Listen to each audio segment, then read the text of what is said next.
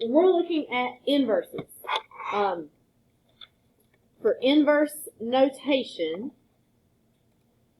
we typically are going to see it written like this. F is a little -1 exponent right there of x. And so this does not mean that you're raising anything to the -1 power. This is the notation showing that this is the inverse of f. Okay. So one of the key features that you need to know about inverses is that the graphs of f and its inverse are reflected over the line y. Why is that not using the highlighter that's so clearly selected there? Y equals x. So on these three graphs, I've got some examples for you here. The line that goes through the middle of the graph right here, that is your y equals x line. All right. So we're familiar with symmetry. If you fold the graph in half on that line, you should get the function and the inverse to match up, right? So sometimes it is very easy to see that functions are symmetric about the line y equals x. Sometimes it's a little bit more difficult. The functions can get kind of crazy. Let's start off just by graphing an inverse function. So before we actually get systematic about this, I want you to draw in the line y equals x, and I just want you to guess at what it looks like if we were to reflect. Why is it putting a highlighter? Let me try that again. Let's use the line thing here since I can do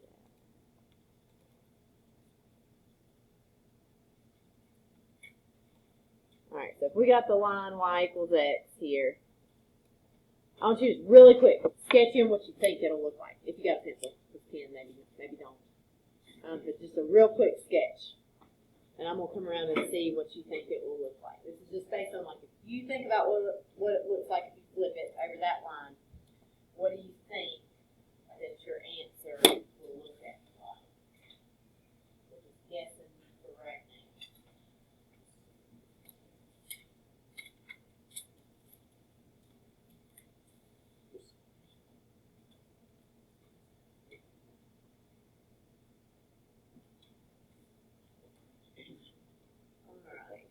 Take a look at your neighbor's guess.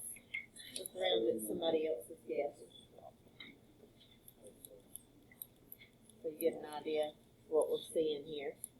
It's just a guess, so we're not really that worried about whether or not you're doing this correctly yet.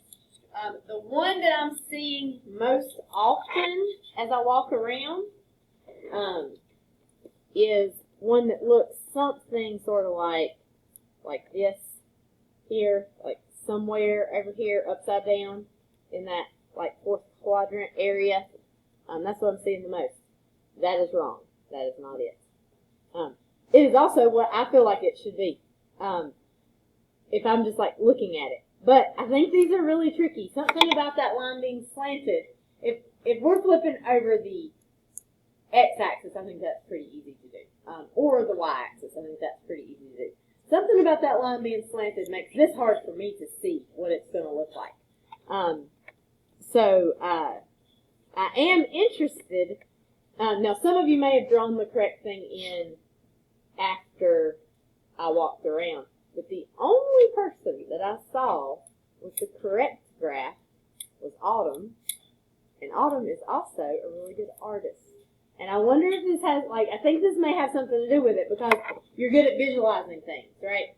Whereas some of us are really not very good at visualizing things. So I think that might be factoring in there a little bit for it. And somebody else may have had it after I walked around, but when I walked around, hers was the only one that I saw that's correct. The good news for all of us that got it wrong on our guess is that there is a systematic mathematical way that we can do this so that we will get it right, even though we have no visual perception of what's going on here. So whenever you reflect something over the line y equals x, you can just switch the x and y coordinates. So what I like to do is just look at the points. In fact, a lot of times I make myself a table of the points. So like if I make a table right now, x and f of x, then I've got negative 3, 6, negative 2, 3, negative 1, 2, 0, 3, and 1, 6. Those are just the coordinates of those 5 points right there that are on the grid lines. So if I want to graph the inverse of that, there, all you got to do is switch the x and y's. So like the x's become 6, 3, 2, 3, 6, and the y's become negative 3, negative 2, negative 1, 0, 1. And so if we graph these points, I've got the point 6, 3, 6, negative 3 is here, 3, negative 2 is here, 2, negative 1 is right here, 3, 0 is here, and 6, 1 is here. And we actually should have had this sideways parabola over here. That's what we should have gotten as our answer. So I have to rely on this a lot because I do not see this visually very easily. You may be that way as well. So if you're asked to graph, you might need to do this. On your homework, I didn't put one on the notes. On your homework, you're also going to see a couple where they ask you to give the table. All you got to do is switch the x and y for the table. So just like I did right here, that's all you do is switch the x and y if you're trying to create the table for the inverse. I'm going to skip this one so that we have time to do the problems that are a little bit tougher here, and we're going to talk about how to find inverses algebraically. Okay, so this is something you did in Math 3. The first 2 examples were problems that I do with my Math 3 kids. The 2 after that are ones that I do not do with my Math 3 kids. They're a little more difficult. So when we want to find an inverse, on the graph, we just switch the x and y coordinates. In the equation, we switch the x and y. It has the same effect, right? So where I have that f of x, that is like a y. So I'm just going to switch where those are at. Now I'll have x equals 2/3 y minus 5. Oh, gracious. What's happening here?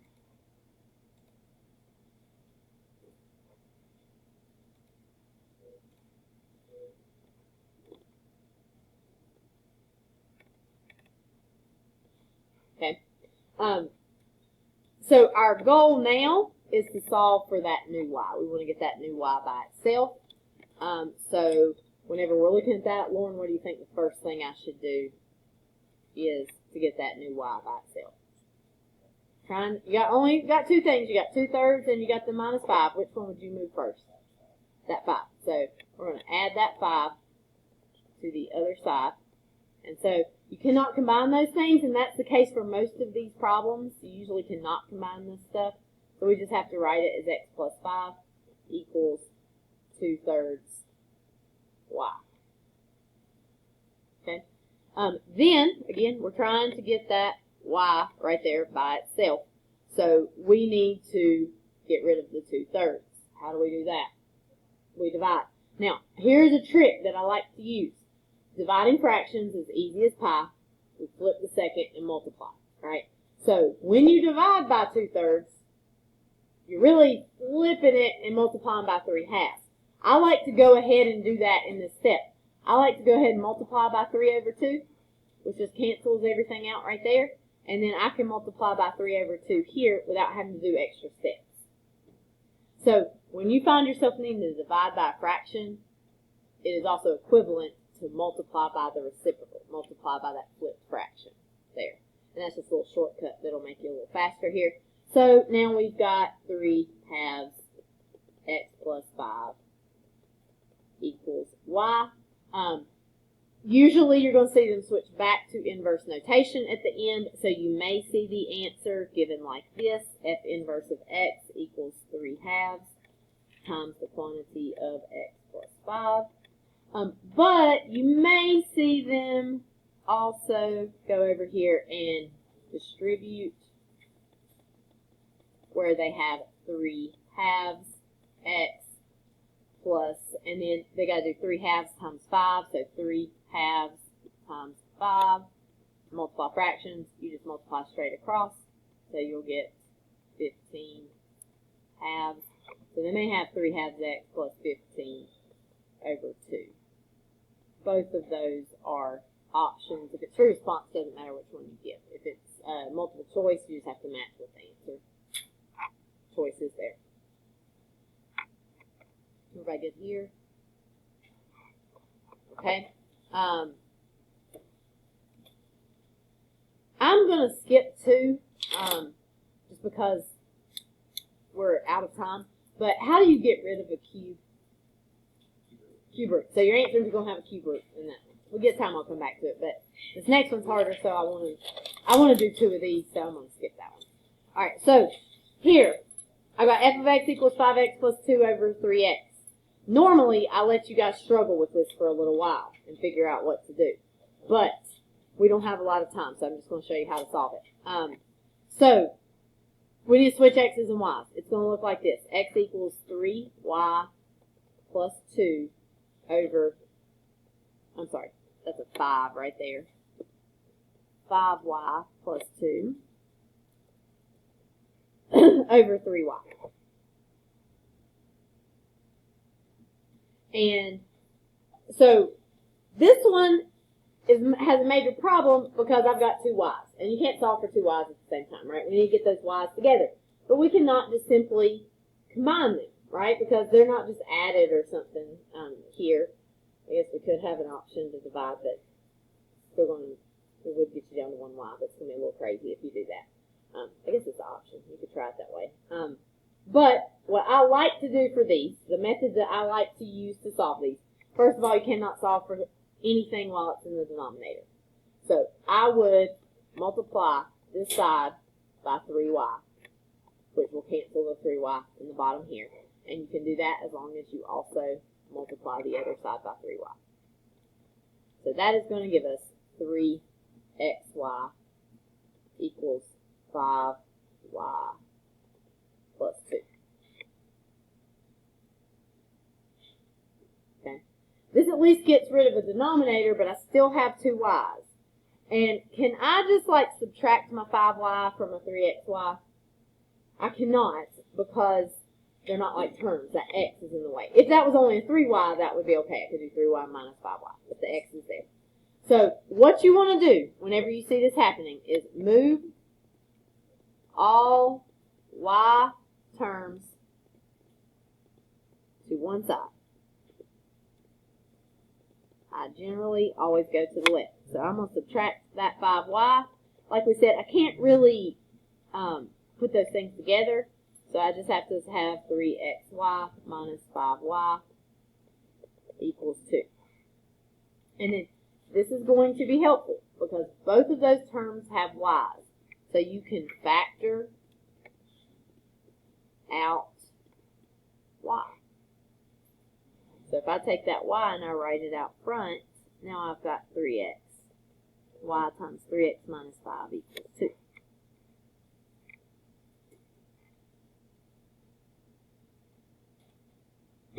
Okay, here. Alright, now we can, one more step and we're done here. Because this is y times 3x minus 5. So we can divide by 3x minus 5 as long as we divide by the whole expression, right? And then divide by 3x minus 5 over here. So our inverse, I'm going to switch back to inverse notation here, is going to be 2 over 3x minus 5.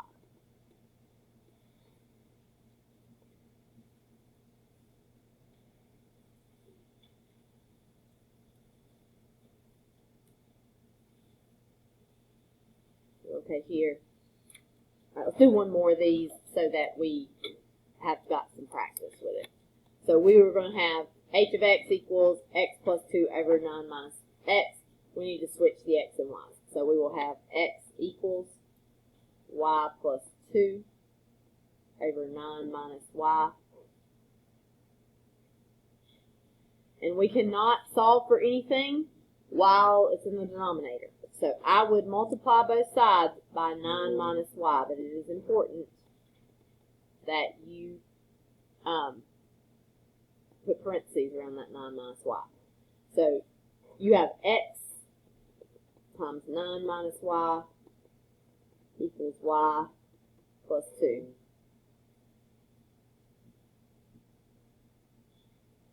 You need to distribute that x right there. So I've got 9x minus xy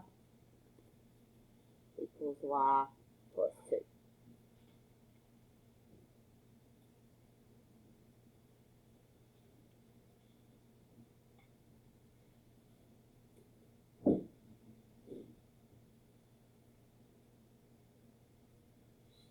Okay. Now this time I've got, like over here on the left, we've got that 9x. It doesn't have a y with it at all, right? And then I've got this y over here that I need to go to the left side. So you want all of your y's on one side and all the other terms on the other side.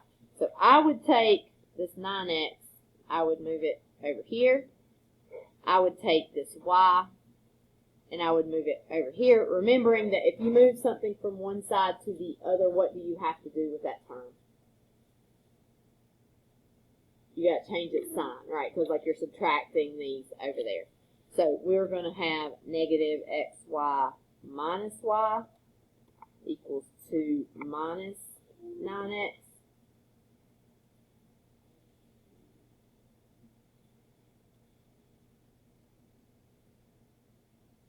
Everybody okay here? All right, now once you get to this point, it's the same thing.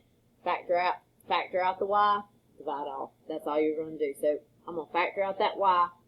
I'm going to get negative x minus 1. Don't forget that minus 1, because even though there's nothing else there with that y, it has like an invisible 1 in front of it, equals 2 minus 9x.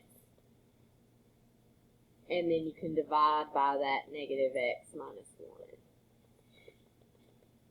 So that will give you, this is h inverse of x is going to be 2 minus 9x over negative x minus 1. Now, this is a perfectly good answer on a free response question. It's fine there.